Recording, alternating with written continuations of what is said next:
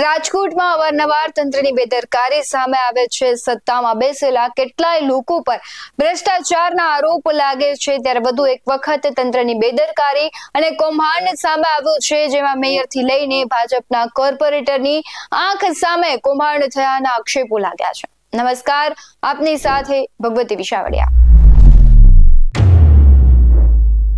શહેરના ગ્રીનલેન્ડ ચોકડી નજીક તિરુપતિ નગરમાં કૌભાંડ થયાના સ્થાનિકો દ્વારા આક્ષેપ કરવામાં આવ્યા છે। ટીપીનો રોડ 6 મીટર સુધી દબાવી 6 દુકાન અને 5 મકાન બનાવી નાખ્યા હોવાના સ્થાનિકોએ આક્ષેપ કર્યા છે। ત્યારે ભાજપના વોર્ડ નંબર 4 ના કોર્પોરેટરોએ કૌભાંડ આચર્યાનો સ્થાનિકોએ આક્ષેપ કર્યો છે। શું કહી રહ્યા છે સ્થાનિકો, તેના પર નજર કરીએ। આ રોડની સમસ્યા છે। એ રોડ આગળ છે 18 મીટરનો અને આ જે અમે છીએ કે એની માથે એમને રોડ કરી દઈ એને કાયદેસરનો રોડ છે એને નથી કાઢવો, કારણ કે ત્યાં મકાન કરેલા છે અને મકાન છે એ સત્તાવાળાના છે। અમારું મકાનની જગ્યાએ હોય તો પાડી નાખવામાં આવે, પણ આ જે છે સત્તાવાળાનું, એટલે એનું મકાન ન પડે। અને વોટ જોતો હોય તો કેમ પગે લાગીને એમ કે અમને વોટ આપજો, અમને વોટ આપજો, કામ નથી કરવું। આ છે મેયર હતા નૈનાબેન, અહીંયા આવ્યા હતા, એને અમે કીધું કે આવી રીતની સમસ્યા છે અમારે, તો અમે એમ કીધું કે આ અમારે આવું જ ન જોઈએ। 4 દુકાનો બનાવવામાં આવી છે, 4 મકાન બનાવવામાં આવ્યા છે અને એની પાછળ અમારી આ છે ટીપીની જગ્યા છે, એમાં મંદિર થવું જોઈએ, બગીચો થવો જોઈએ, તો એ જગ્યા પણ દબાવેલી છે। માંગણી અમારી એ જ છે કે જે આગળ રોડ છે એ પ્રમાણે થવો છે અને અમારે રોંગ સાઈડમાં આવવું પડે છે, તો અમારે મેવાય એટલા આવે છે, તો રોંગ સાઈડમાં ન જવું પડે એટલે અમારો કાયદેસરનો રોડ નીકળે ગ્રીનલેન્ડ ચોકડીએ, તો એ રોડ એને કાઢવો નથી। બોલો સાહેબ, મારું નામ ધીરેન વેકરિયા છે। અમે તિરુપતિ બાલાજી વિસ્તારમાં અમે રહેલા છીએ। હવે અમારે અહીંયા આ રીતના ખોટી રીતે બાંધકામ થઈ ગયેલું છે, બરાબર, અને 18 મીટરનો રોડ છે અને અહીંયા પાછળની સાઈડમાં કેનાલ પાસ થયેલી છે, એની માથે બાંધકામ થઈ ગયેલું છે, બરાબર। હવે આ 18 મીટરનો રોડ છે અમારા જે ટીપીમાં આવેલું છે એ રોડ છે અને આ લોકો હવે દબાણ કરીને બેસી ગયા છે અને કહે છે કે તમારાથી જે થાય એ કરી લ્યો, અમારાથી કઈ થાય એમ છે નહીં। આ અમારી વસ્તુ, અમારી માંગ એવી છે કે અમને અમારો રસ્તો પૂરેપૂરો મળે અને આ ટ્રાફિક સમસ્યા ગ્રીનલેન્ડ ચોકડીની છે ને એ દૂર થાય। મારું નામ રાહુલ ભુવા છે, આમ આદમી પાર્ટી વિધાનસભા 68 નો ઇન્ચાર્જ છું। આજે આપણે તિરુપતિ બાલાજી પાર્ક સોસાયટીમાં ઉભા છીએ। અહીંયા 18 મીટરનો આ રોડ છે, પણ આ રોડ ઉપર સ્થાનિક કોર્પોરેટર દુકાનો બનાવી નાખી છે અને દુકાનો 8 લાખ રૂપિયામાં 10 લાખ રૂપિયામાં વેચી રહ્યા છે અને પાછું એ કોર્પોરેટર અહીંયા આવીને એવું કહે છે કે તમે અહીંની કાકરી તો હલાવીને જોવો।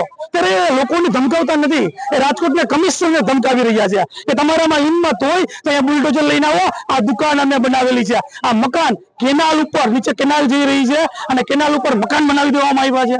સૌ દાદાગીરી, લુકાગીરી, ગુંડાગીરી આ લોકો કરી રહ્યા છે અને ત્યારે આશ્ચર્યની વાત તો એ થાય કે જે કોર્પોરેટર છે એમાં રાજકોટના મેયર નૈનાબેન પેઢડિયાનો આ વોર્ડ છે, સાથે પરેશભાઈ પીપળિયા, બરાબર, સ્થાનિક કોર્પોરેટર છે, બરાબર, અને અહીંના વોર્ડના પ્રમુખથી માંડી ગુજરાત પ્રદેશના પ્રમુખ સુધી આ 10 લાખ રૂપિયાની દુકાન વેચાણી હોય ને તો રાત્રે મિટિંગ થાય અને મિટિંગ પ્રમાણે, જવાબદારી પ્રમાણે, હોદ્દા પ્રમાણે રૂપિયા વેચવામાં આવે। આલે તારા લાખ રૂપિયા, આલે તારા 5 લાખ રૂપિયા, આલે તારા 2 લાખ રૂપિયા, બધાય ભાજપના નેતાઓ ભેગા મળી અને આવી વોર્ડમાં દુકાનો બનાવી રહ્યા છે, મકાનો બનાવી રહ્યા છે અને જયારે એને કહીએ ત્યારે સ્થાનિક પ્રજાને ધમકાવી રહ્યા છે।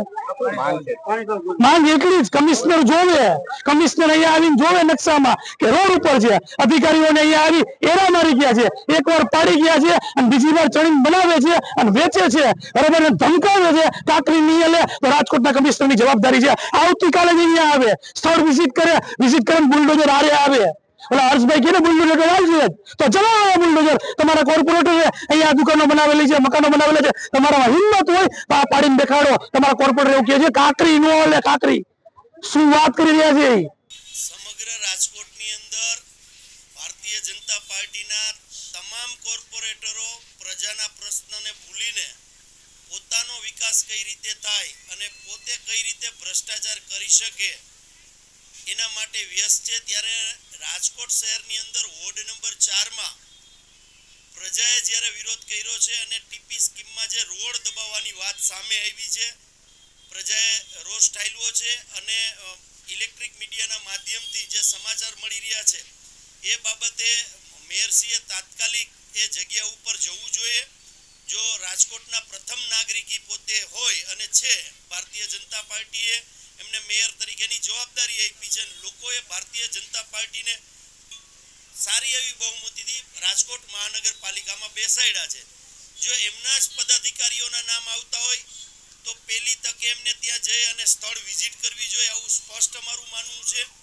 અને તાત્કાલિક અસરથી જે લોકોની વેદના છે એને વાચા આપી અને ડિમોલેશન કરવું જોઈએ.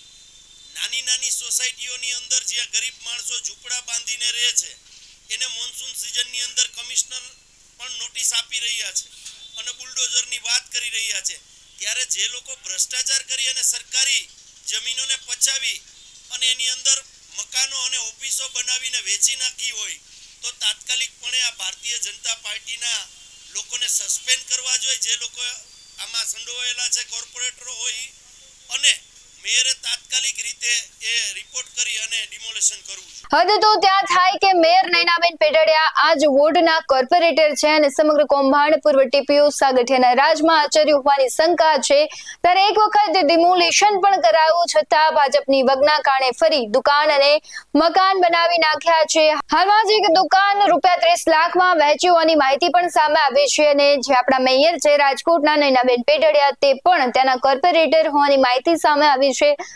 અહીંયા પ્રશ્ન એ થાય કે જ્યારે પ્રથમ નાગરિક કહેવાતા મેયર નયનાબેન પેટડિયાના જ કહેવાય છે કે વોર્ડમાં આવી ઘટનાઓ થાય, આવા આક્ષેપો આવે કે તેમણે કૌભાંડ ખૂબ મોટું તેમના કોર્પોરેટરે આચર્યું છે, ત્યારે પ્રશ્ન થાય કે ત્યાં સુધી આટલા કૌભાંડ વધી જાય ત્યાં સુધી મેયરને કેમ ખબર નથી પડતી, તેને જો ખબર હોય તો કેમ કૌભાંડમાં કાર્યવાહી ન થઈ અત્યાર સુધી. ત્યારે સ્થાનિકોએ આ સમગ્ર કહેવાય છે કૌભાંડનો પર્દાફાશ કર્યો. ત્યારે હવે આ કૌભાંડ બહાર આવ્યું છે તો અત્યાર સુધી તંત્રની મીઠી નજર હતી કે શું? અનેક પ્રશ્નો છે પરંતુ જવાબ કોઈ નહીં આપે, કારણ કે જો જવાબ આપશે તો પોતે પણ ફસાય તેવી અહીંયા ઘટના કહેવાય છે કે ઊભી થઈ છે અને સ્થાનિકો છે તે આક્ષેપ કરી રહ્યા છે.